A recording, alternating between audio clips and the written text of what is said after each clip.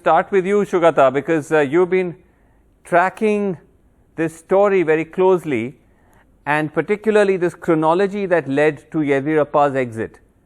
And the fact that he'd in fact written a letter to the Prime Minister much earlier this month where he'd pledged his resignation, Shugata. What exactly happened and what did that letter say? Vasu, I broke that story this evening, as you know. And this letter was a very short letter. No, it did not have any embellishments in it. It was quite a straightforward letter which I think somebody drafted for Mr. Yediyurappa. And it clearly said that he was very grateful for having served the people of Karnataka, but he cannot continue because his health does not permit him to continue.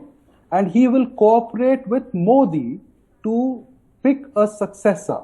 So these are the 3 or 4 lines in that letter, which was written on the 10th of July, Vasu, and handed over to the Prime Minister on the 11th of July afternoon. So that is basically the exit plan had been worked out. Yediyurappa was aware of it, and but he came back home and pretended as if nothing had happened. And even yesterday and day before, the obsession of the local media was, have you got a call from Delhi? And he kept saying, not yet, not yet. He made it. It was quite like waiting for Godot. The Bectian kind of absurd theater that was happening and unfolding. So, I mean, he was trying to provoke a few other things inside Karnataka. And I think that he never got a call, by the way. So he had to keep his earlier agreement. It was already pre-decided, yes, as per what you've been reporting. Right. It was already pre-decided in this letter that he had firstly offered to resign. Very interesting details you're sharing. And that he had also promised to help find his successor.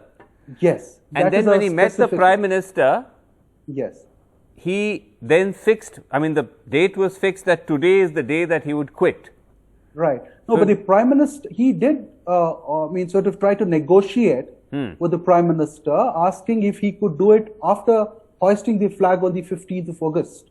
And also, he cited astrological reasons, saying that this is the month of Ashad. And can you just spare me, and I'll go after this. So he was trying to basically buy time. Right. So that is what I learned, Vasu. But of course, there was no takers for that, clearly. Absolutely, absolutely. I think he was completely cornered because even before the matter reached the Prime Minister, from what I learned, there was this kind of thing that some kind of vulnerability that he was caught with incontrovertible proof, was with the central leadership of the BJP, and they were telling him that, see, this does not look good, so you should go. So when there was an emissary sent to the Prime Minister to confirm if he also felt that way, I learned that the Prime Minister confirmed that it was time for Mr. Yediyurappa to go. So, and that is when the emissary went back and got a letter drafted and handed it over himself to the Prime Minister the next day. Okay, so this was the chronology.